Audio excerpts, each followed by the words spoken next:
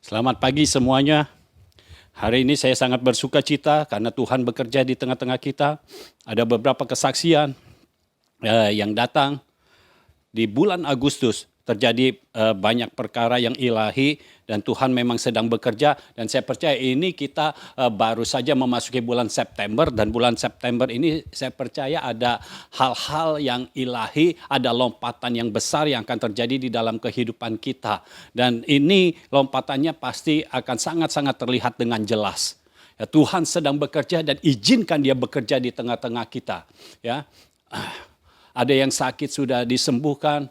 Ya, ada yang punya usaha yang baru, ya, ada yang mendapatkan terobosan lah di dalam keuangan. Tuhan sedang bekerja, ya, di dalam pendidikan Tuhan sedang bekerja dan izinkan Tuhan bekerja di dalam hidup kita tanpa kita membatasi kuasa Tuhan. Tanpa kita membatasi Tuhan itu bekerjanya seperti apa. Karena kita punya Tuhan yang sangat kreatif. Ya, banyak cara Tuhan bisa melakukannya dalam hidup kita. Ya, untuk orang lain Tuhan pakai cara A, tapi untuk kita Tuhan bisa pakai cara B. Caranya berbeda, tetapi ini yang saya mau katakan, cara Tuhan memang berbeda karena Tuhan adalah ahli strategi. Dia ahli strategi. Ketika Yosua mau masuk ke Yeriko, ya, di situ ada tembok yang begitu besar. Yosua bisa merubuhkan tembok Yeriko. Dia berjumpa dengan Tuhan terlebih dahulu. Nah, Tuhan adalah ahli strategi dan strategi dari Tuhan tidak pernah bisa dibaca oleh musuh. Karena strateginya itu luar biasa. Ya, untuk merubuhkan tembok Yeriko tidak diperlukan batang pohon yang besar. Karena zaman dulu kalau mau merubuhkan tembok, ya, rubuhkan dulu pintu gerbangnya. Dengan cara apa? Pakai pohon yang besar. Tidak perlu pohon yang besar. Tidak perlu orang harus keluar tenaga begitu banyak. Tidak perlu. Tetapi apa yang harus dilakukan? Hanya mengitari tembok Yeriko. Nah, ini strategi yang dari Tuhan. Mengitari tembok sehari cuma sekali, sehari cuma sekali. Ini strategi apa? Saudara harus tahu, strategi dari Tuhan tidak pernah terbaca oleh musuh. Sedangkan strategi musuh itu lagi. Strategi dari Tuhan tidak pernah terbaca oleh musuh. Itu sebabnya kalau kita benar-benar memberikan hidup kita di bawah tangan Tuhan, ke dalam tangan Tuhan, maka dalam hidup kita akan terjadi hal-hal yang ilahi. Apa yang kita lakukan tidak sesuai sebenarnya dengan hasilnya, tetapi Tuhan melakukannya untuk kita. Apa yang kita lakukan sesuai dengan apa yang Tuhan mau kita lakukan, tetapi hasilnya berbeda dengan apa yang kita lakukan. Mengerti saudara? Yeriko, ya, tembok Yeriko itu terkenal dengan tembok yang tebal sekali karena di atasnya bisa dibangun rumah. Artinya ini tembok besar sekali. Sangat sulit untuk merobohkan tembok ini. Nah, hanya diitari, dimuterin, dikelilingi apa fungsinya untuk merobohkan tembok? Apa gunanya untuk merobohkan tembok? Dengar, memang apa yang dilakukan sepertinya tidak ada hubungannya dengan merobohkan tembok. Tetapi hubungannya ada di dalam roh. Hubungannya ada karena strategi Tuhan yang diberikan kepada Yosua dilakukan oleh Yosua. Begitu Yosua lakukan, di dalam roh terjadi konektivitas. Ada koneksinya untuk merobohkan tembok. Disitulah ada hubungannya. Waktu mengelilingi tembok Yeriko, ini tidak roboh.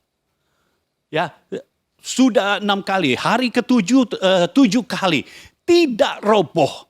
Tetapi ketika Yosua menangkap firman dari sorga, firman dari Tuhan. Inilah waktunya, inilah kemenangan kita. Bersoraklah karena Tuhan memberikan kita kemenangan. Ketika mereka bersorak, pada saat itulah roboh tembok Yeriko.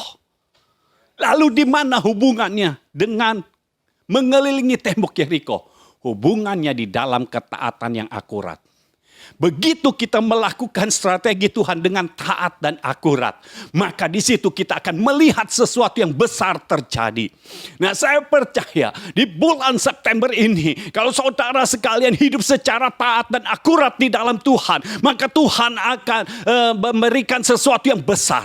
Sama seperti merobohkan tembok Yeriko. Tiba-tiba saja masalah yang ada di dalam hidupmu runtuh begitu saja, roboh begitu saja. Tiba-tiba yang engkau perlukan, Tuhan berikan begitu saja dan engkau menerima begitu saja. Karena begitu bangsa Israel masuk ke kota Yeriko, saudara harus tahu apa yang mereka terima. Mereka langsung punya rumah. Masing-masing punya rumah. Rumahnya menjadi milik mereka. Lalu di dalamnya sudah ada perkakasnya, sudah ada perlengkapannya. Saudara harus tahu itu yang Tuhan berikan kepada kita. Apakah bangsa Israel membeli sofa? Tidak. Apakah Israel membeli rumah? Tidak. Bahkan mereka tidak membangun rumah. Rumahnya sudah ada. Dan ketika mereka masuk ke kota Yeriko, musuh pergi, rumahnya diberikan kepada mereka. Lalu bukan itu saja, di situ ada kebun anggur dan mereka bisa menuai anggur. Padahal mereka tidak menanam anggur. Tetapi di situ mereka bisa menuai anggur. Saudara harus tahu, ketika waktu kepemimpinan Musa, ada 12 pengintai masuk ke kota Yeriko. Mereka berkata, buah di sana luar biasa. Besar-besar. Ya, besar-besar. Memang hasil di sana baik. Tetapi yang 10 pengintai berkata, tetapi kita seperti belalang dan mereka itu raksasa.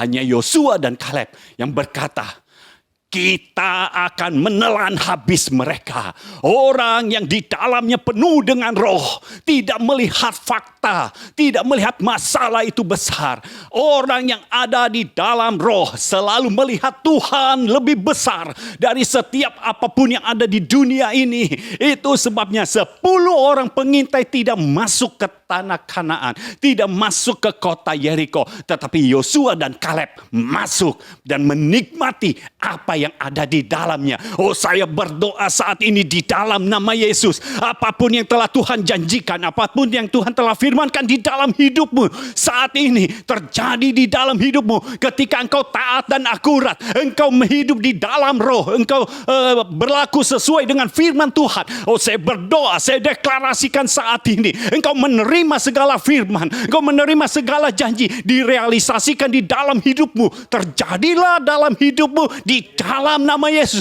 Dan pada bulan September ini saya berdoa ada lompatan-lompatan yang besar di dalam nama Yesus terjadi di dalam hidup setiap orang-orang benar. Setiap orang-orang percaya mengalaminya. Karena ini waktunya Tuhan mengestabliskan orang-orang benar. Ini waktunya Tuhan mengestabliskan orang-orang percaya. Bersiaplah saudara. Jangan engkau berdiam diri saja. Mulai bangkit di dalam roh. Mulai ambil semua di dalam roh. Deklarasikan firman. Hidup di dalam firman. Imajinasikan firman. Engkau akan menerimanya di dalam nama Yesus. Engkau akan menerimanya sama seperti Yosua memimpin bangsa Israel masuk ke tanah Kanaan. Dan mereka menerima semua. Bahkan mereka tidak perlu menabur. Mereka menerima semua apa yang telah dijanjikan. Karena sebelum masuk ke kota Yeriko, Tuhan sudah berkata, engkau akan memiliki rumah yang tidak pernah engkau bangun. Engkau akan memiliki rumah yang di dalamnya sudah diisi dengan perlengkapannya. Yang tidak pernah engkau beli. Haleluya. Inilah yang akan terjadi. Engkau orang-orang benarnya. Bersiaplah. Bangun terus kapasitas rohmu. Bangun terus manusia rohmu. Supaya engkau semakin taat. Supaya engkau semakin akurat di dalam Tuhan. Karena hanya ketaatan dan keakuratan di dalam Tuhan. Yang akan membuat apa yang engkau lakukan. Ya, engkau lakukan sepertinya tidak ada hubungannya.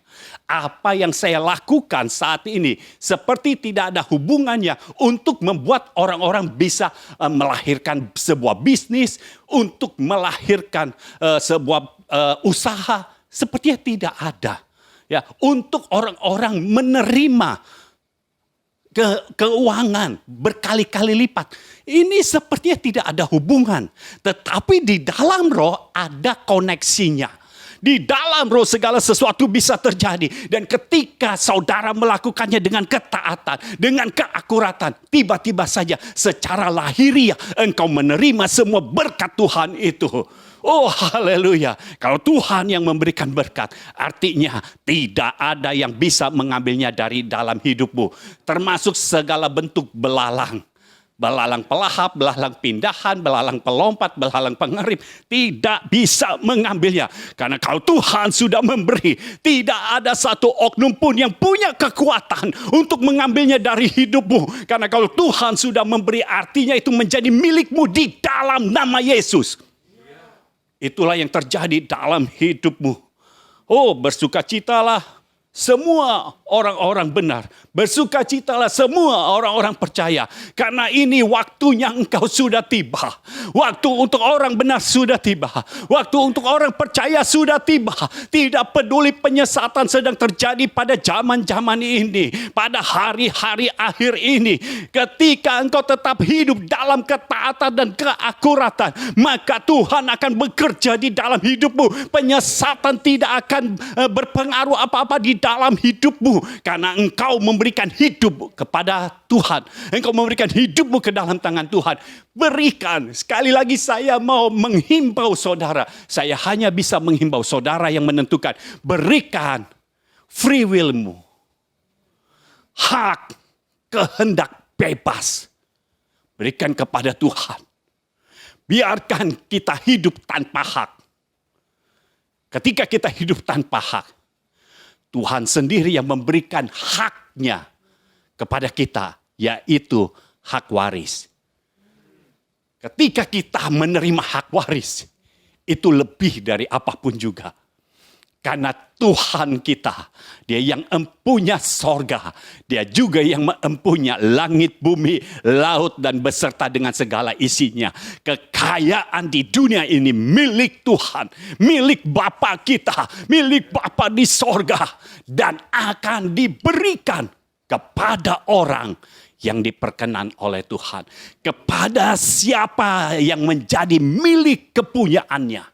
Itulah yang akan diberikan. Saya percaya di dalam hati saya, di dalam roh saya. Bulan September ini, kita sama-sama bisa melihat pekerjaan tangan Tuhan yang luar biasa. Kita bisa melihat dengan jelas. Tuhan bekerja di tengah-tengah kita. Kerinduan hatimu mulai dilahirkan. Saya teringat di dalam kitab Yesaya yang berkata, sebelum menggeliat sakit, Sion sudah melahirkan. Oh, ini waktunya gereja Tuhan, orang-orang benarnya. Sebelum engkau sempat menggeliat sakit, sudah terlahir. Tidak ada tanda-tanda untuk melahirkan. Tiba-tiba saja terlahir. Dan saya percaya inilah yang akan terjadi di dalam hidupmu. Semua firman, semua janji yang pernah datang dalam hidupmu. Mulai digenapi di dalam hidupmu. Oh, pada bulan September ini. Membuka hatimu, berikan hidupmu hanya kepada Tuhan. Izinkan Dia bekerja di dalam hidupmu. Dan izinkan Dia bekerja untuk membangun hidupmu. Karena di dalam tangan Tuhan engkau tidak pernah jatuh. Di dalam tangan Tuhan yang kuat engkau tidak pernah jatuh. Bahkan kalau engkau jatuh pun tidak sampai tergeletak. Tetapi saya mau berkata, untuk orang yang kalau jatuh tidak sampai tergeletak, itu untuk orang yang tidak taat. Tetapi untuk orang yang taat dan akurat, Tuhan tidak pernah membiarkan dia jatuh. Tuhan menetapkan langkah-langkah orang. Ketika langkah-langkah kita tetap dan tepat di dalam kehendaknya, maka kita tidak pernah jatuh. Tapi seringkali ada orang yang menyimpang sedikit itu sebabnya jatuh. Tapi orang yang seperti itu pun tidak akan tergeletak. Tuhan akan menopang tangannya. Haleluya. Tetapi untuk kita, orang-orang benarnya, yang benar-benar mau melakukan kehendaknya, yang telah memberikan kehendak bebas kita kepada Tuhan, maka Tuhan tidak pernah membiarkan kita jatuh. Apa yang Tuhan akan lakukan dengan kekuatan tangannya, dengan kedaulatannya, Dia akan mengangkat kita naik. Bukan jatuh, tapi Dia mengangkat kita naik. Dia mengangkat kita naik. Dia mengangkat kita naik. Dan saya percaya kalau Tuhan sudah berkehendak untuk membuat kita naik, itu pasti terjadi dalam hidup kita. Tidak bisa tidak, harus terjadi dalam hidup kita. Kita akan dibawa naik oleh Tuhan. Dan ketika Tuhan bawa naik, tidak ada satupun yang bisa menurunkan. Siapa yang bisa menurunkan Henokh? Tidak ada. Ketika Henokh naik ke surga, tidak ada yang bisa menurunkan. Siapa yang bisa menurunkan Elia? Tidak ada. Ketika Elia naik ke sorga, tidak ada yang bisa menurunkan. 50 nabi mencari Elia. Elia diangkat oleh Tuhan. 50 nabi mencari Elia. Tidak ditemukan. Kenapa? Karena kalau Tuhan sudah mengangkat, tidak ada yang bisa menurunkan. Oh, haleluya, haleluya. Biar saudara sekalian bisa menerima kerinduan hati Tuhan. Saya bisa merasakan ini kerinduan hati Tuhan. Tuhan sangat-sangat menginginkan waktu ini terjadi. Dan sekaranglah penggenapan waktunya. Inilah waktu di mana Tuhan mau menyatakan kegembiraannya di dalam orang-orang benarnya. Di dalam orang-orang percayanya. Tuhan mau supaya kita hidup di dalam damai sejahteranya, hidup di dalam sukacitanya. Karena Tuhan mau kita senantiasa bersukacita di dalam Dia. Dan sukacita yang Tuhan berikan adalah sukacita yang permanen. Haleluya, haleluya. Inilah waktunya Tuhan bergerak. Dan Dia sedang bergerak. Saya percaya ketika firman Tuhan ini disampaikan, Tuhan sedang bergerak di tengah-tengah kita. Buka hatimu, buka pikiranmu hanya untuk firman. Jangan biarkan pikiranmu berjalan ke sana ke sini. Tapi biarkan pikiranmu fokus mendengarkan sabda firman Tuhan. Deklarasi yang sudah saya sampaikan, ketika saudara menerimanya, dengar ulang apa yang telah saya sampaikan. Ketika engkau menerimanya dan engkau taat, engkau mau melakukannya, engkau menerima dengan hati terbuka. Tidak ada pertanyaan di dalam hatimu, tidak ada pertanyaan di dalam pikiranmu. Saya percaya Tuhan akan melakukannya di dalam hidupmu. Kalau sorga sudah terbuka, siapa yang bisa menutupnya? Kalau malaikat sudah turun, siapa yang bisa minta malaikat naik?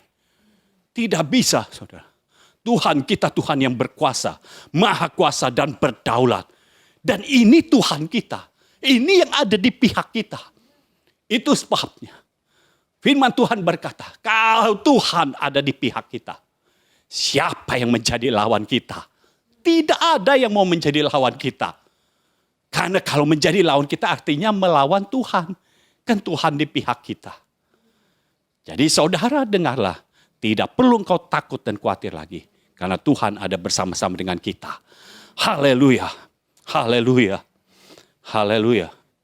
Saat ini saya mau sampaikan tentang tujuan dari penyesatan. Saya berharap penyesatan benar-benar bisa dibuka. Sehingga saudara tahu kelicikan dari penyesatan. Bukan supaya saudara tahu, lalu saudara ngomong-ngomong ke yang lain. Enggak. Ini supaya saudara waspada. Karena Yesus sendiri yang berkata, waspadalah terhadap penyesatan. Ya, terhadap roh penyesatan. Spirit of error. Hati-hati, waspada. Kalau Tuhan berkata waspada, artinya kita harus waspada. Kita harus taat dan akurat. Ketika kita taat dan akurat, ingat, tembok akan roboh begitu saja. Tidak ada yang pukul-pukul tembok. Waktu bangsa Israel mengelilingi tembok Yeriko, tidak ada yang pukul-pukul tembok. Ya, tidak ada yang pukul tembok dengan kuat supaya roboh. Tidak ada. Tetapi tembok roboh begitu saja. Kalau saudara taat dan akurat, tembok akan roboh begitu saja. Haleluya. Haleluya. Tulis untuk tujuan penyesatan. Yang pertama, Tujuannya menimbulkan perpecahan dan godaan di tengah jemaat. Menimbulkan perpecahan dan godaan di tengah jemaat. Roma 16 ayat 17. Roma 16 ayat 17. Tetapi aku menasihatkan kamu saudara-saudara, supaya kamu waspada terhadap mereka yang bertentangan dengan pengajaran yang telah kamu terima, menimbulkan perpecahan dan godaan. Sebab itu hindarilah mereka. Jadi saudara, akan ada penyesatan. Nah, tujuannya apa? Terjadi pertentangan, terjadi perpecahan. Jadi ada orang-orang yang mau mengajar untuk menyesatkan. Ya, untuk menyesatkan sehingga di tengah jemaat terjadi pergolakan, terjadi perpecahan. Kenapa? Dulu udah terima pengajaran yang benar. Jadi jemaat sudah menerima pengajaran yang benar. Lalu tiba-tiba dibelokkan. Ketika terjadi pembelokan, pasti jemaat terpecah. Karena ada yang tetap mau hidup dalam pengajaran yang sebelumnya. Tetapi ada yang mau hidup di dalam pengajaran yang baru. Akibatnya terjadi perpecahan. Nah, perpecahan bukan berasal dari Tuhan. Perpecahan berasal dari roh penyesatan. Itu sebabnya jangan biarkan roh penyesatan ini ada. Saudara perlu memiliki roh, bukan hanya roh hikmat, roh pengertian, dan roh pewahyuan. Tetapi saudara juga perlu roh yang membedakan, yang bisa membedakan roh. Saudara harus tahu ketika seseorang berkata-kata, saudara harus tahu di balik perkataannya ada roh apa. Saudara harus tahu orang berbicara dengan penuh antusias. Ini karena dinamika rohnya kuat, intensitas rohnya tinggi, atau emosinya yang tinggi. Saudara harus bisa membedakan itu. Memang ini sulit diajarkan. Tetapi kalau saudara menerima Yesus Kristus, seharusnya Roh Kudus yang ada di dalammu memperlengkapi saudara. Saudara harus tahu, ini orang ngomong sedang kemarahan atau sedang lagi intensitas rohnya tinggi. Jadi saudara harus tahu itu. Berdoa supaya saudara diberikan roh yang bisa membedakan roh. Ketika engkau bisa membedakan roh, engkau tahu mana yang benar. Jadi akan ada penyesatan.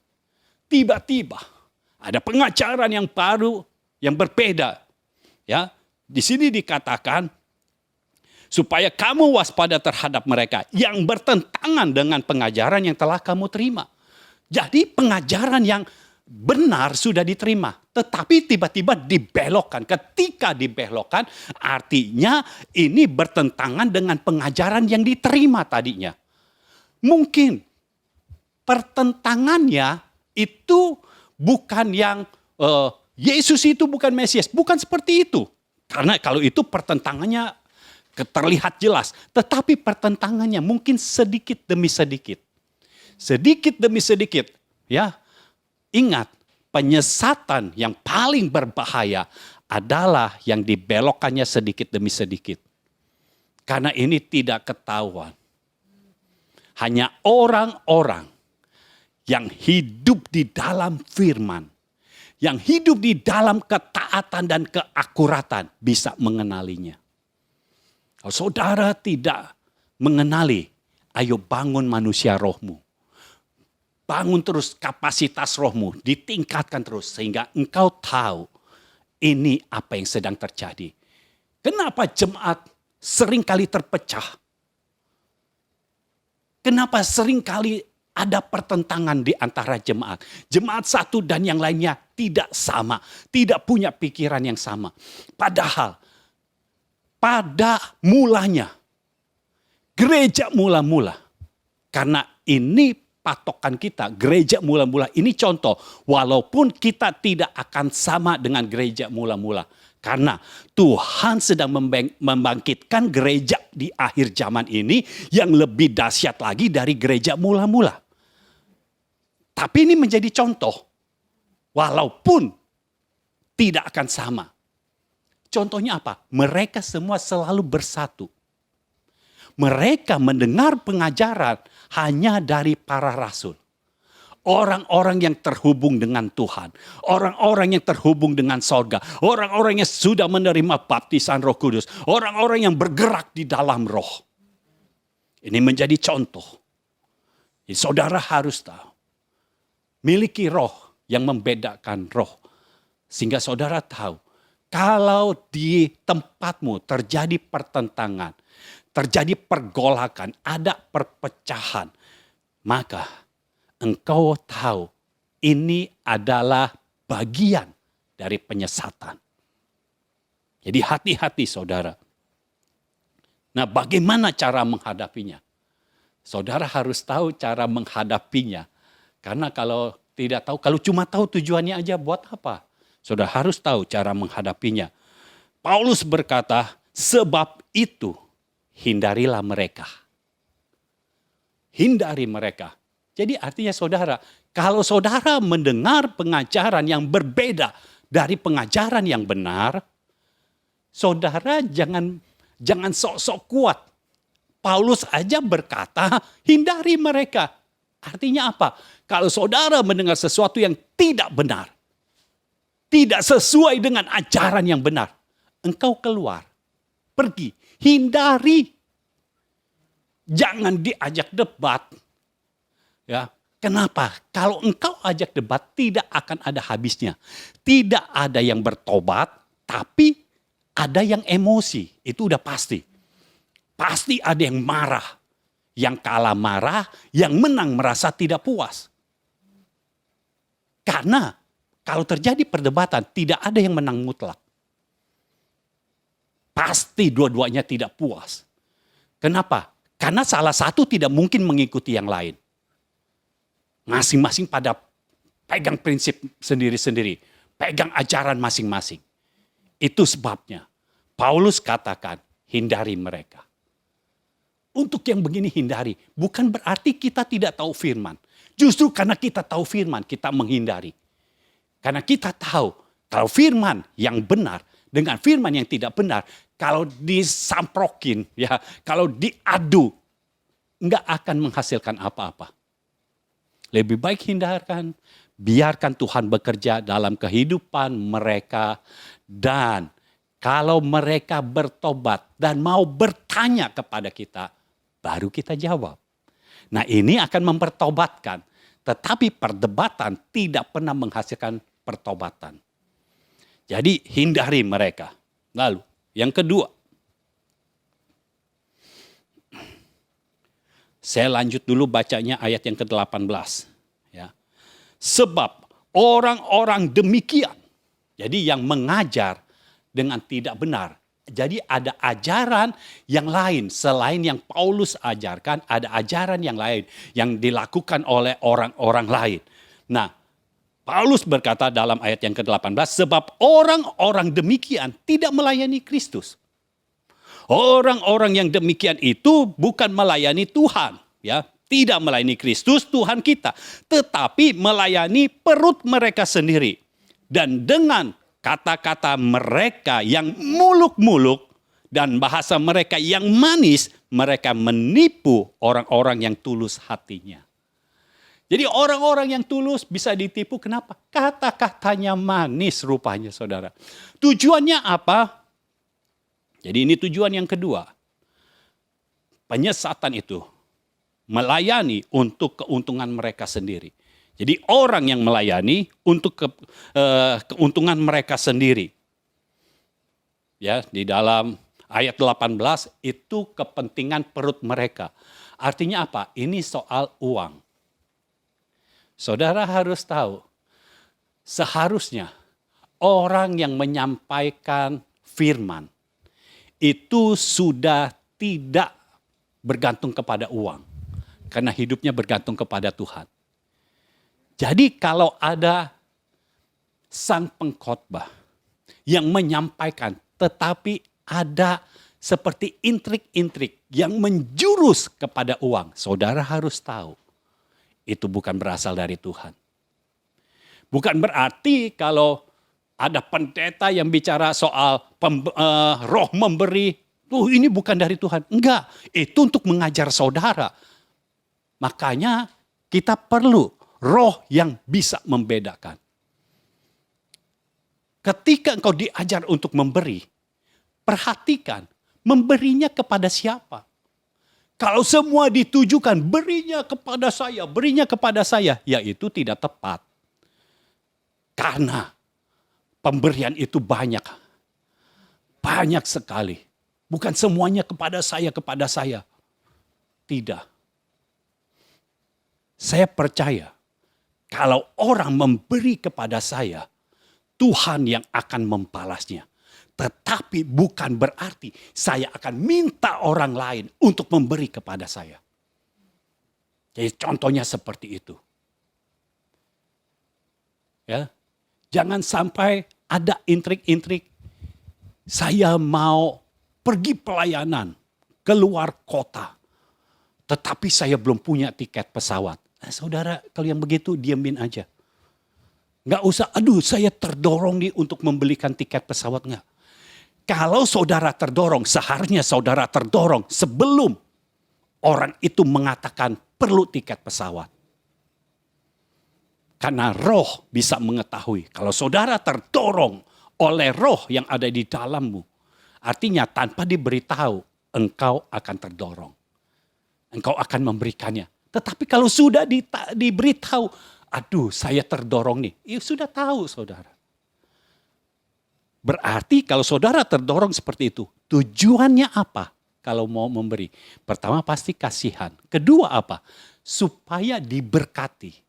Nah, kita memberi bukan untuk diberkati. Kita memberi karena roh yang menuntun kita untuk memberi. Jadi level kita itu harus naik lagi saudara. Memang memberi itu diberkati. Tetapi tujuan kita memberi tidak boleh untuk diberkati. Kita harus naik level. Tujuan kita memberi karena roh menuntun saya untuk memberi. Tapi kalau saudara berkata, roh tidak pernah menuntun saya untuk memberi. Jadi saudara tidak pernah memberi. Itu artinya saudara tidak pernah hidup dalam roh. Karena kalau saudara hidup di dalam roh, saudara pasti punya roh memberi. Hanya kalau engkau punya roh memberi, engkau tidak mudah dimanfaatkan oleh orang lain. Ya. Saya berharap saudara mengerti ini. Cara menghadapinya bagaimana? Sama seperti di dalam ayat 17, sama seperti poin yang pertama, hindari mereka. Jadi kalau ada orang-orang yang sudah berkata menyerempet kepada uang, saudara hindari mereka. Hindari mereka. Saya berdoa, Tuhan sendiri yang bekerja. Untuk kita benar-benar bisa membedakan mana yang dari sorga, mana yang bukan dari sorga. Sehingga kita benar-benar tahu bagaimana harus melakukan, bagaimana harus berbuat. Poin yang ketiga. Apa tujuan penyesatan? Memberikan ketakutan, kegelisahan, dan kebingungan dalam jemaat. Memberikan ketakutan, kegelisahan, dan kebingungan dalam jemaat. Matius 24.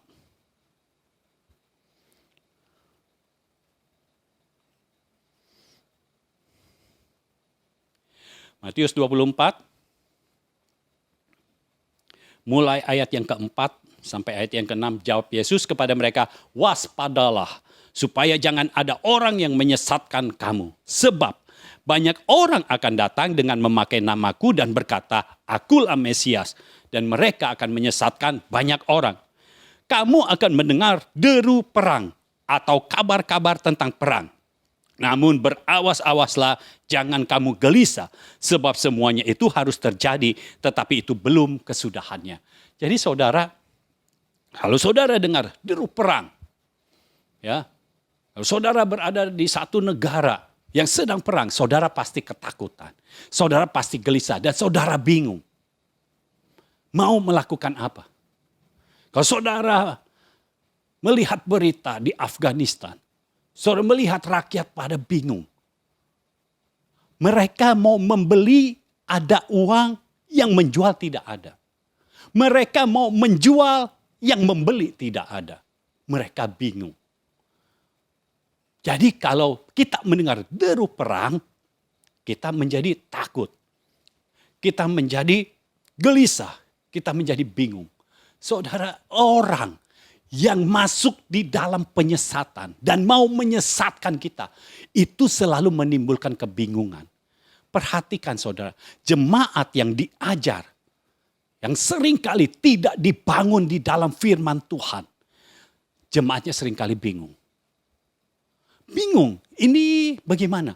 Dengar, ini ada deru perang. Wah, mulai disuruh, ayo siap-siap, ayo siap-siap. Bukankah kita seharusnya memang siap? Mau dengar deru perang ataupun tidak dengar deru perang, kita harus siap. Jadi, saudara jangan bingung-bingung. Nah, cara menghadapinya bagaimana? Kalau saudara sudah terlanjur nih, udah terlanjur dengar, jadi takut.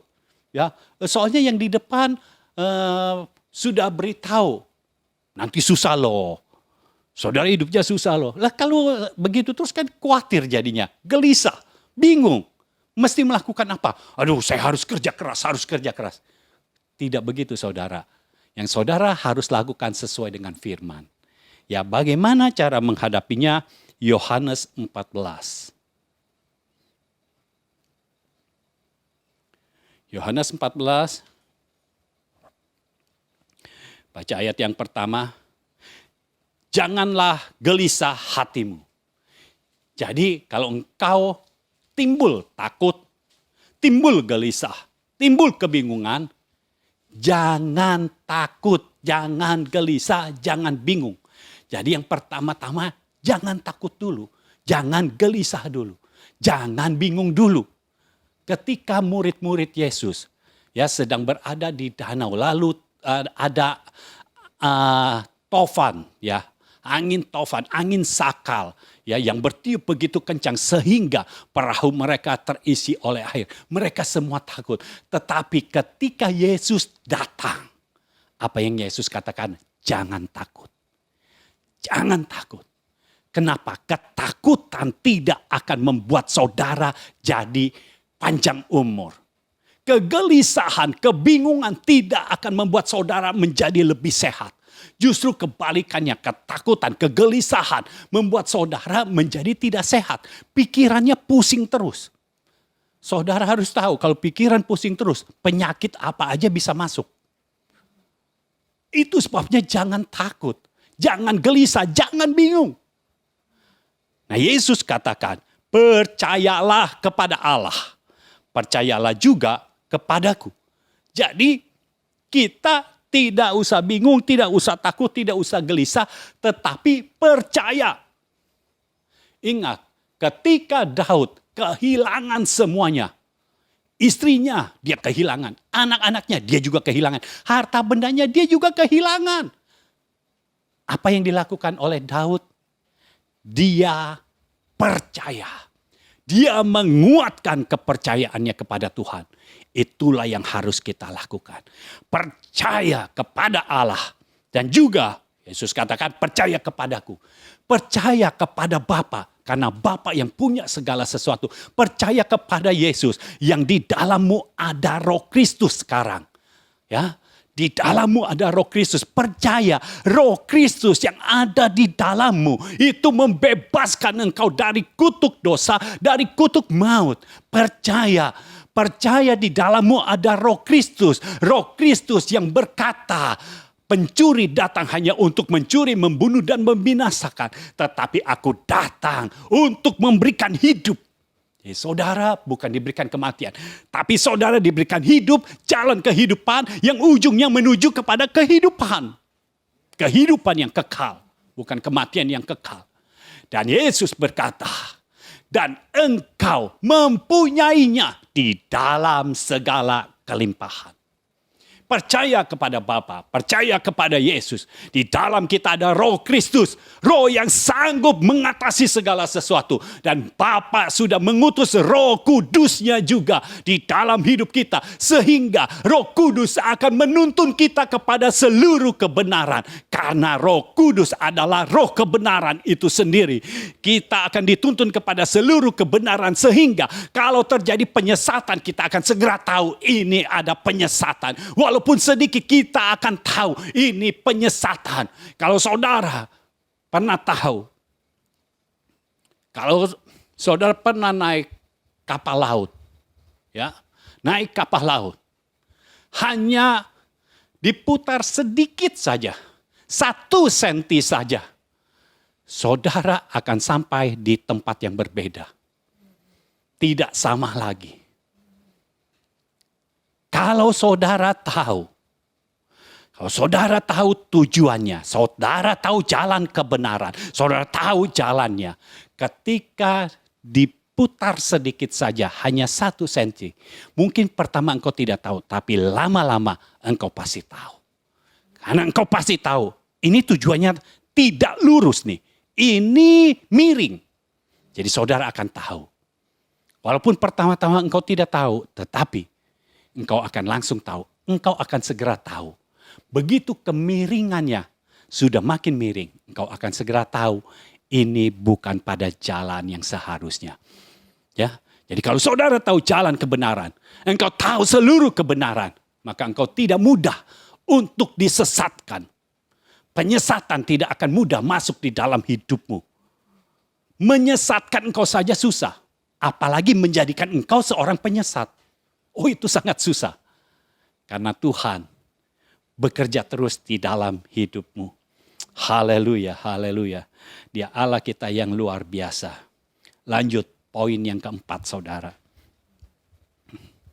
Tujuan penyesatan, poin yang keempat. Memiliki pondasi yang tidak kuat, sehingga mudah rubuh. Jadi, supaya jemaat tidak memiliki pondasi yang kuat, sehingga mudah rubuh. Matius 7. Kita baca Matius 7.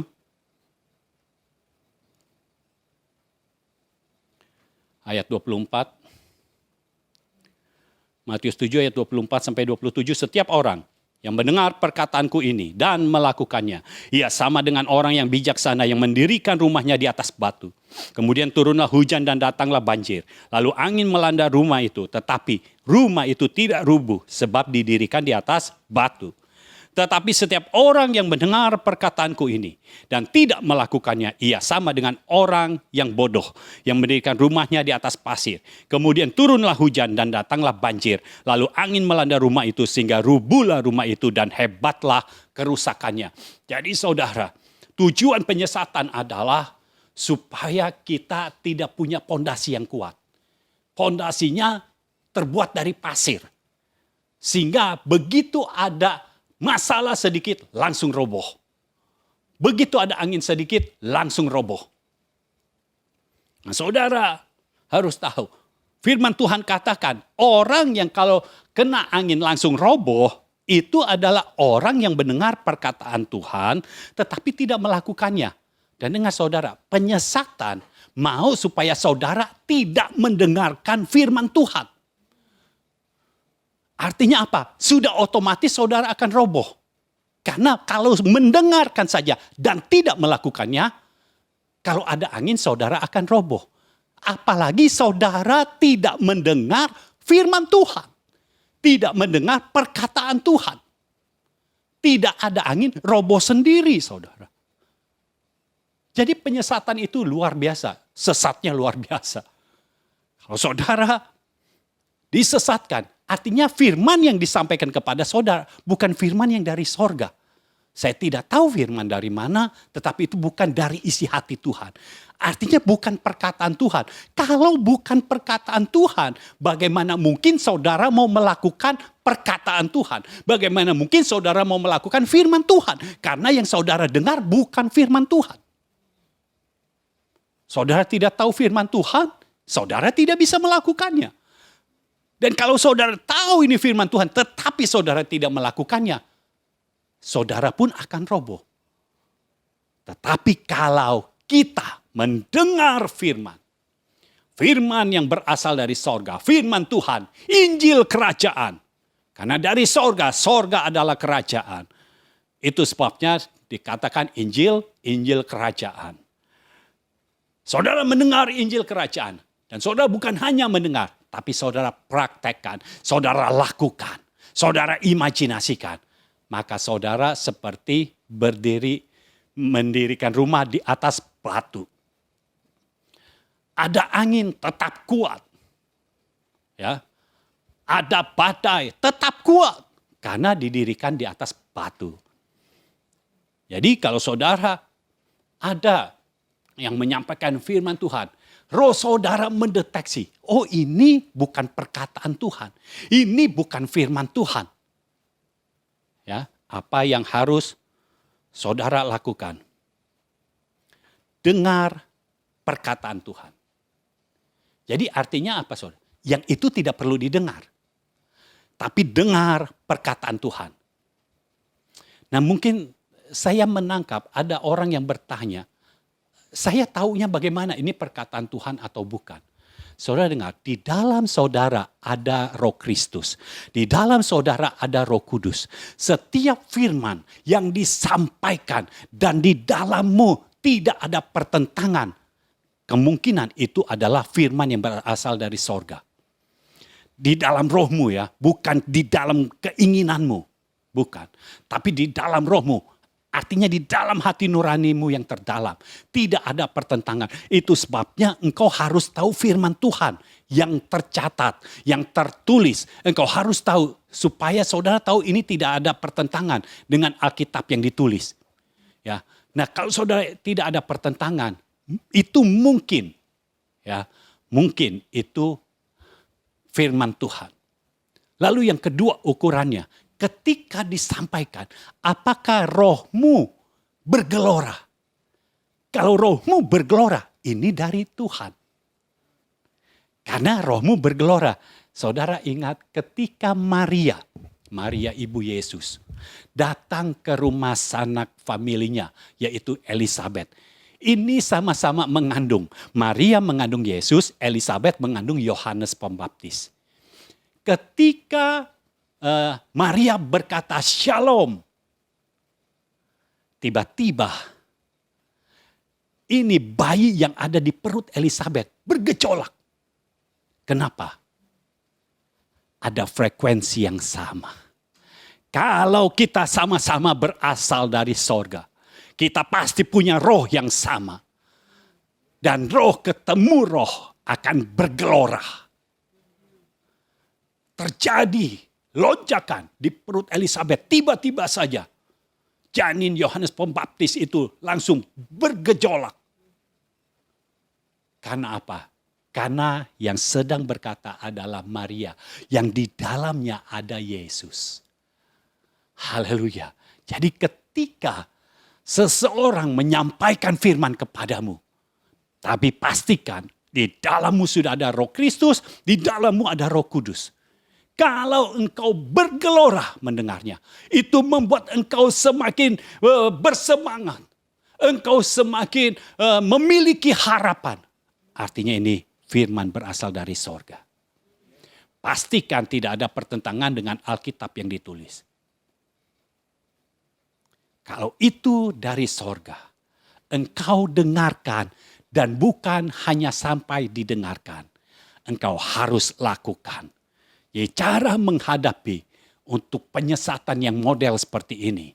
Engkau dengarkan perkataan Tuhan, dengarkan firman Tuhan dan lakukan.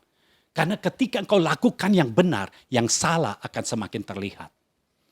Ketika engkau lakukan yang benar, Roh Kudus akan terus berkata-kata di dalam hati nuranimu.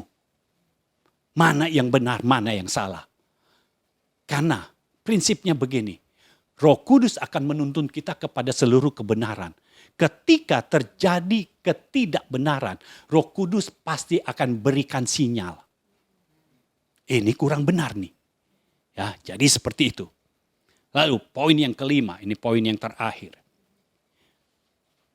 Apa tujuan penyesatan? Supaya jemaat tidak memiliki kunci kerajaan sorga. Supaya jemaat kita, umat Tuhan, tidak memiliki kunci kerajaan sorga. Matius 16. Matius 16, mulai ayat 13. Setelah Yesus tiba di daerah Kaisarea Filipi, ia bertanya kepada murid-muridnya, kata orang, siapakah anak manusia itu? Jawab mereka, ada yang mengatakan Yohanes Pembaptis, ada juga yang mengatakan Elia, dan ada pula yang mengatakan Yeremia atau salah seorang dari para nabi. Lalu Yesus bertanya kepada mereka, tetapi apa katamu? Siapakah aku ini? Maka jawab Simon Petrus, engkau adalah Mesias, anak Allah yang hidup. Kata Yesus kepadanya, berbahagialah engkau Simon bin Yunus, sebab bukan manusia yang menyatakan itu kepadamu, melainkan Bapa-Ku yang di sorga. Dan aku pun berkata kepadamu, engkau adalah Petrus, dan di atas batu karang ini aku akan mendirikan jemaatku, dan alam maut tidak akan menguasainya. Kepadamu akan kuberikan kunci kerajaan sorga. Apa yang kau ikat di dunia ini akan terikat di sorga, dan apa yang kau lepaskan di dunia ini akan terlepas di sorga. Jadi Tuhan memberikan kita kunci kerajaan sorga. Dengar saudara, Tuhan berkata, carilah dahulu kerajaan Allah dan kebenarannya. Maka semuanya itu, semua yang dicari oleh bangsa-bangsa yang tidak mengenal Allah itu akan ditambahkan kepada kita. Jadi yang dicari dengan kerja keras oleh bangsa-bangsa yang tidak mengenal Tuhan, orang-orang yang tidak mengenal Tuhan, yang dicari dengan kerja keras, dengan susah payah, itu untuk kita Tuhan berikan hanya berupa tambahan. Dan kalau kita mencari kerajaan, kita akan menemukan. Dan kalau kita sudah menemukan, kita ketuk pintunya dan kita akan dibukakan pintu. Kita akan masuk di dalamnya. Ketika kita sudah masuk di dalamnya, kita menjadi warga kerajaan sorga. Tuhan akan memberikan kita kunci kerajaan sorga. Berarti kalau saudara semakin bertambah usia rohanimu, engkau semakin mengenal siapa Tuhanmu, engkau akan diberikan kunci kerajaan sorga. Tetapi penyesatan mau supaya saudara tidak memiliki kunci itu. Kalau saudara tidak memiliki kunci itu, artinya saudara harus mencari lagi kerajaan Allah. Saudara cari lagi. Kalau sudah ketemu, saudara harus ketuk pintu lagi. Lalu mau sampai kapan? Kalau saudara tidak punya kunci, saudara mau sampai kapan hidup? Mendapatkan semua yang ada di dalam kerajaan Allah. Karena kita memiliki kunci, jadi kita bisa memiliki semua yang ada di dalam kerajaan Allah.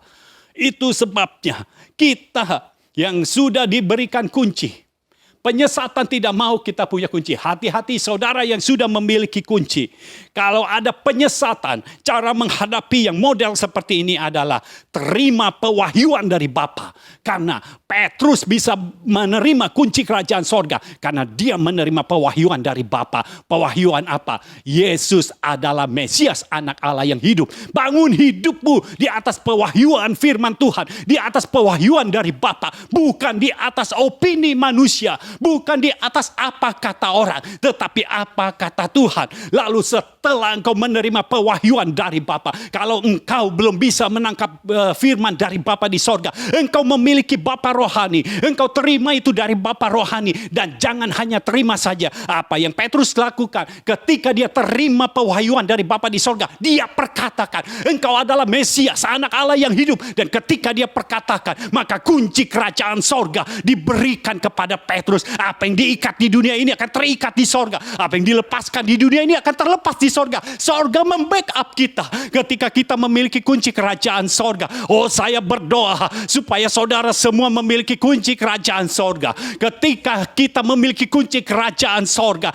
maka sorga akan membackup setiap apapun yang kita lakukan. Karena ketika kita memiliki kunci kerajaan sorga, artinya kita sudah hidup di dalam ketaatan dan keakuratan. Kita sesuai dengan nilai-nilai kerajaan sorga. Ketika kita berjalan, kita melakukan sesuai dengan nilai-nilai kerajaan sorga. Kunci itu sudah menjadi milik kita. Maka sorga membackup. Apapun yang kita lakukan, sorga membackup. Dan pintu neraka, oh dengar saudara, pintu neraka tidak berguna lagi. Tidak berdaya lagi. Pintu neraka tidak bisa menyerang kita. Karena ketika kita memegang kunci kerajaan sorga, oh haleluya, di dalam kerajaan sorga ada Yesus Kristus yang memegang kunci kerajaan maut. Artinya apa saudara? Ketika kita sudah punya kunci kerajaan sorga, bukan maut, bukan pintu neraka yang menyerang kita. Kita yang menyerang neraka. Kita yang mengambil orang-orang yang sedang berjalan ke neraka untuk kembali ke jalan Tuhan, untuk kembali ke jalan yang benar. Kita yang menyerang, bukan neraka yang menyerang. Kita yang menyerang. Itu sebabnya ketika neraka mendengar kita hadir di satu tempat, mereka ketakutan. Dengar, ketakutan bukan milik kita, ketakutan milik musuh. Kegelisahan bukan milik kita, kegelisahan milik musuh. Dengan kita memiliki kunci kerajaan sorga, kunci kerajaan maut ada di dalam kita juga. Kita yang akan menyerang. Itu sebabnya kita tidak akan membiarkan orang-orang yang sedang menuju kematian yang kekal untuk terus berjalan ke sana. Kita akan mengambilnya untuk kita letakkan di jalan yang benar. Jalan yang menuju kehidupan yang kekal. Haleluya. Angkat tanganmu. Berdoa kepada Tuhan. Haleluya. Kami mengucap syukur Tuhan. Untuk firman-Mu pada hari ini. Tuhan, kami sudah mendengar tujuan dari penyesatan. Kami percaya Tuhan. Apa yang mereka lakukan tidak akan berarti lagi. Tidak akan berpengaruh di dalam hidup kami. Karena pada akhirnya kamilah yang memiliki kunci kerajaan sorga. Ketika kami memiliki kunci kerajaan sorga, bukan kami yang menjadi bulan-bulanan. Justru kami yang akan menyerang. Kami akan menyerang neraka. Kami akan mengosongkan neraka. Untuk membuat sorga menjadi penuh. Kau bekerja Tuhan. Kami percaya setiap Injil kerajaan yang kami beritakan akan berdaya guna, berpengaruh, berdampak dalam kehidupan setiap orang. Oh, kami berdoa Tuhan. Setiap orang yang mendengarkan firman Tuhan ini dijamah dengan kuasa Roh Kudus-Mu. Tuhan bekerja, menjamah. Biar terjadi pengestablishan orang-orang benar pada tahun ini juga. Bahkan pada bulan ini kami bisa melihat Engkau bekerja di tengah-tengah orang-orang benar. Haleluya. Terima kasih Bapa. Terima kasih untuk firman-Mu.